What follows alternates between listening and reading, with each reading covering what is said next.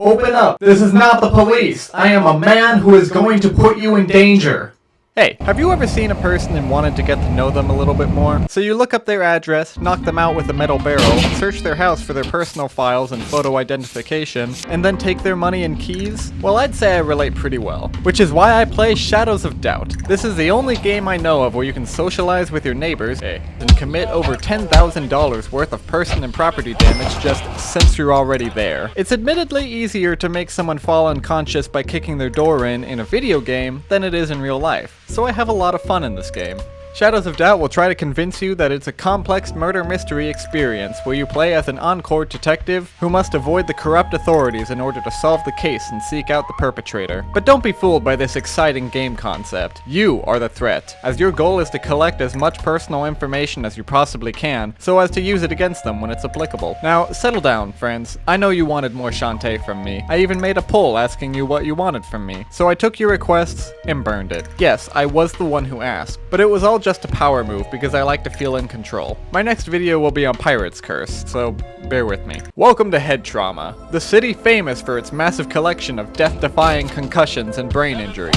My name is Vodney Vermillion, and I'm the town hero who keeps the place safe from undented skulls and accounted for teeth. I can promise you, dear citizen, that as long as I'm here, no door shall be left hinged, no man left safe, and no security system left regulated. First up, I spawned into the city. This place is huge. There is absolutely no hope of me memorizing a single road or building in this godforsaken maze. The first thing I noticed with my amazing detective work is that this place is undeniably sad.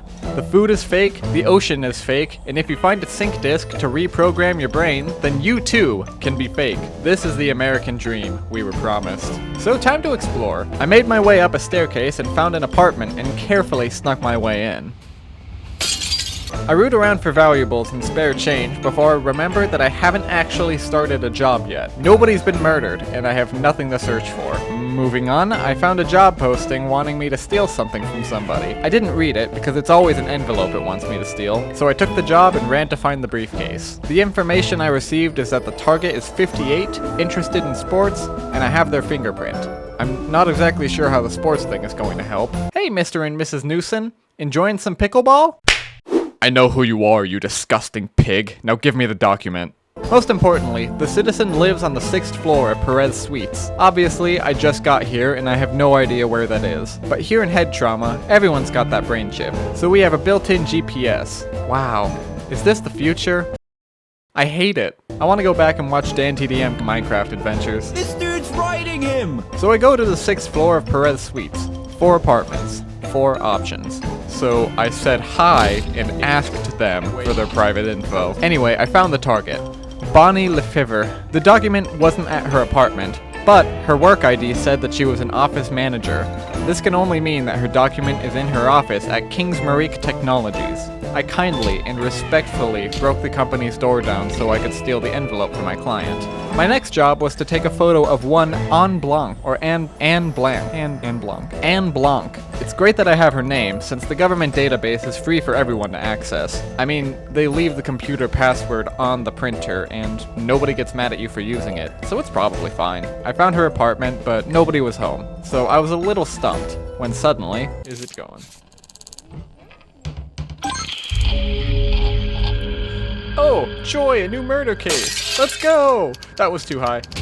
I found the victim. He was shot by a gun. A rifle, but I didn't read that part. It'll become important later. Unfortunately, I couldn't find any fingerprints in the apartment other than the victim's own. He or she must have been wearing gloves. I did, however, find a size 13 heel footprint, different from Alejandro's size 8 baby feet. This was the only evidence I could find, but I could find exactly who it was immediately.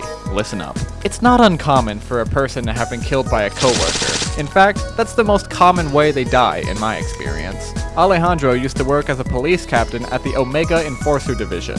I went there and searched up all his coworkers. I found her, Susanna. With an estimated shoe size of 11 to 13, this is the exact evidence I needed. So I found her apartment, documented all her personal information on the case file, handcuffed her, turned her in, and patted myself on the back for a job well done. Oh. Okay, so looking back, that footprint was there because Susanna was the police officer that taped up the crime scene. And she was actually the one guarding the door when I went in there. I see now that I may have made a slight miscalculation.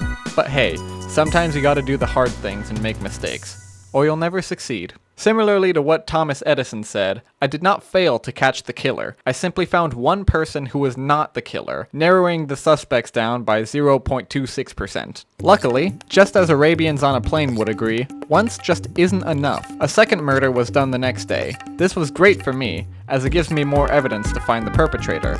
603 Perez Suites. This time, it was Mads Rasmussen, shot to death by the same rifle. I found something new this time, a fingerprint, one not belonging to Mads or his lover.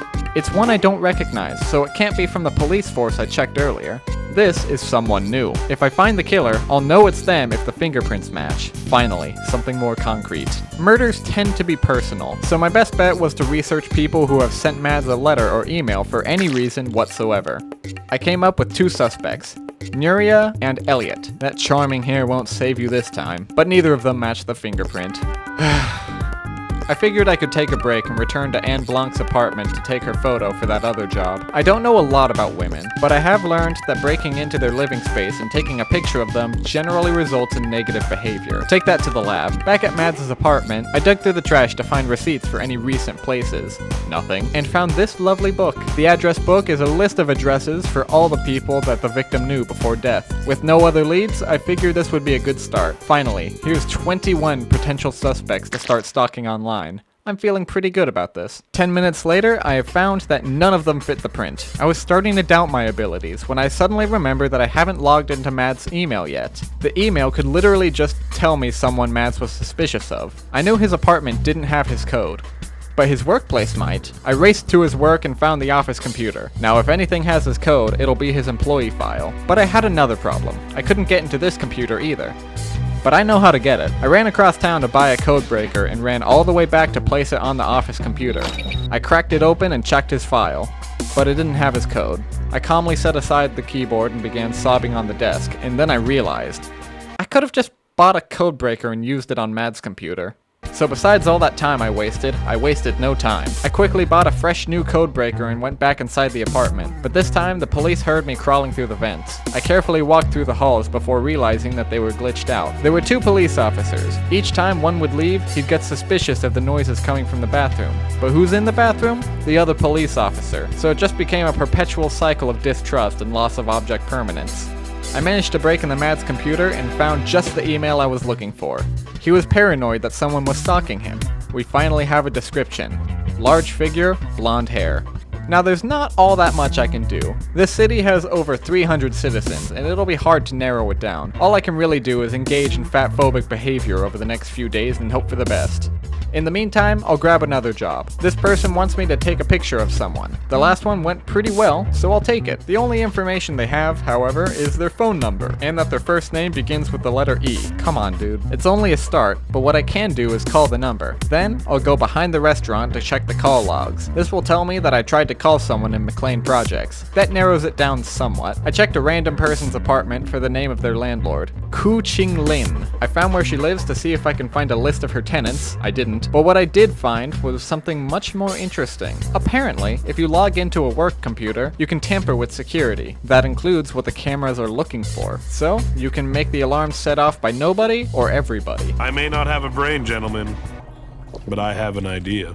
I had to test this. I entered a restaurant and flipped their security to kill everyone. There was bloodshed, but it wasn't exactly the results I was hoping for. This brought me to the laundromat, where I attempted to flip the security there too. But before I got a chance, every customer in sight brandished a gun and shot at me. The irony was killing me. The many bullets also aided in that process, I'm sure. Afterwards, I left and came back and forgot that I took a job already, so I grabbed another one. This one's another envelope mission. My target is 28 and lives in the Queen Iris Hotel. They also have high blood pressure. Now the only possible way for me to find this person is to check every single room in the Queen Iris Hotel. Let's do this. I was about to start a montage, but the search was cut off by another murder, so I ran across the streets being sure to watch out for any man resembling Chris Griffin. The enforcers were already there, about to break into the crime scene, and I just patiently waited until they left the apartment. Eventually I broke into the apartment opposite of the crime scene to steal stuff, because I think I was bored? Anyway, the homeowner shot me. No problem. Death is basically just fast travel for me, and it let me stock up on items. Here's the third murder. Guoyang Shang, I think.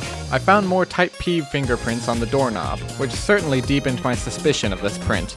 But here's something useful. A diary entry. This gives us a bit more information. Let's regroup. Here's what we know now. The murderer has a large figure, average height, short blonde hair, and is probably male. He's also been spotted outside of Ham Shack Habanero. But here's what really stood out to me. All 3 murders were in the same building, relatively close to each other.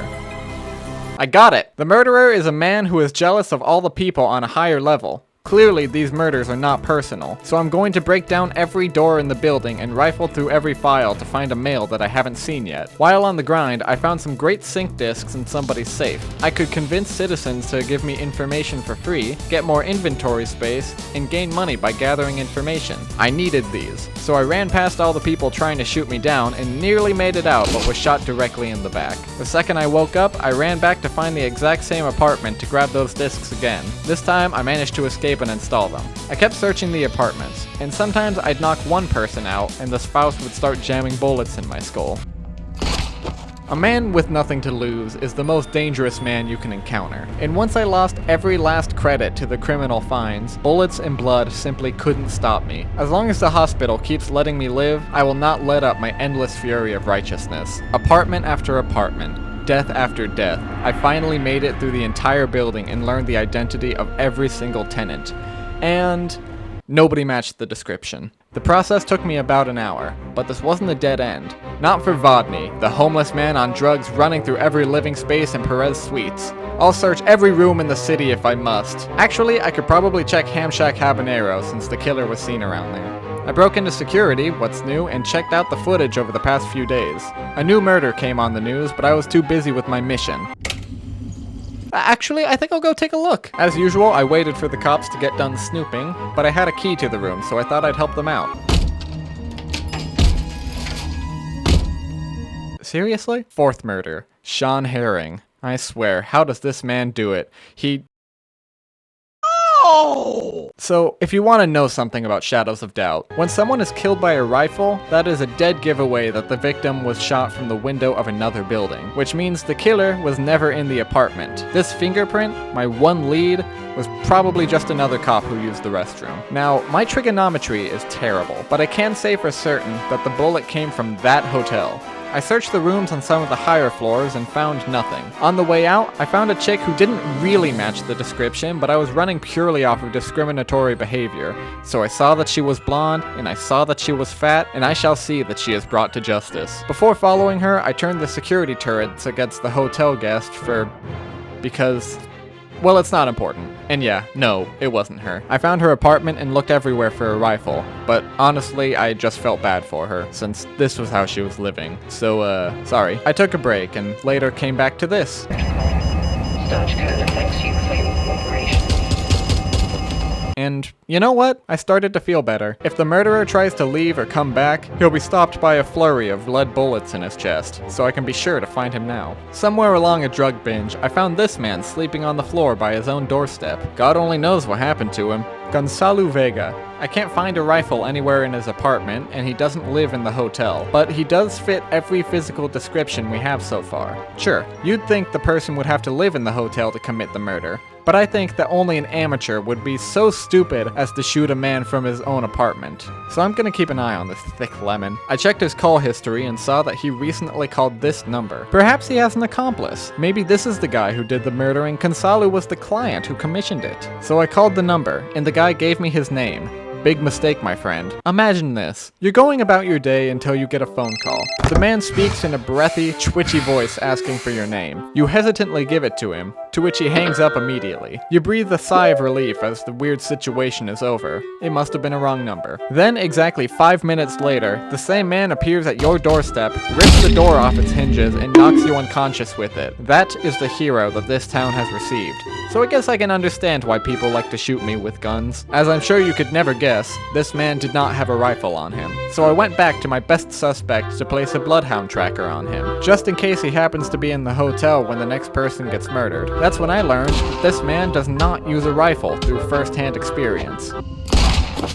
That was a revolver. I was having a lot of trouble escaping the hospital. This game gives you the option to pay medical bills, and if you don't, city officials will try to put you back to bed. I died about 3 times before I decided to just suck it up and pay. I was on the top floor, so there was no way I could escape now. It was at that point when some sad music began playing. I was out of luck, out of leads, out of ideas, and the game knew it. I sat there, wondering if I should just make myself case number 5.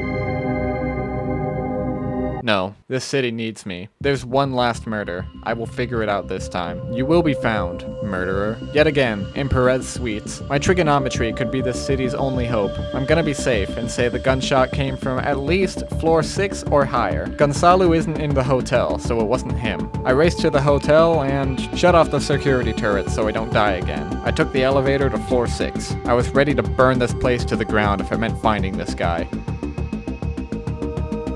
Oh. There he is. I started following him inconspicuously. Large, average height, short blonde hair, and he's a male. Aron Smith. I don't remember exactly when I got this guy's info, but that's just part of the charm of this game. Now to test if this guy has a rifle.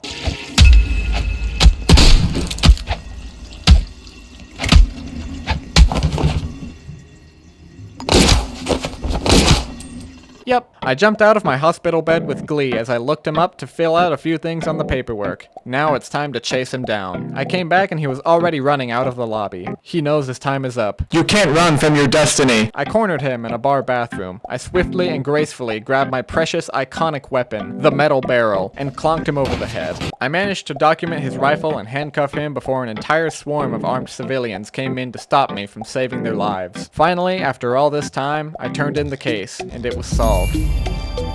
After only 5 murders, too. Now, I was feeling pretty good about this, and since I'm on a roll, I'll finish up by completing these 2 other smaller jobs. The first one was a photograph I need to take of that person I need to find by their phone number. I knew they were from McLean Heights.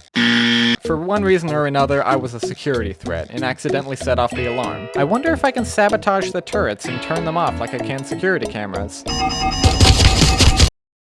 Huh. Okay, I made my way down to the basement and found a call log. This actually takes recent calls and tells me which room they were sent to. That would be wonderful if I actually knew when I called the place. I searched through every apartment like I normally do and eventually found the man sleeping. Not gonna lie, I didn't expect to solve this without hurting anyone. Just ignore everyone I assaulted prior to finding him. On the second job, the document theft. I somehow found exactly who I needed along the way of solving the murder. So I searched her apartment and found that the shower was on.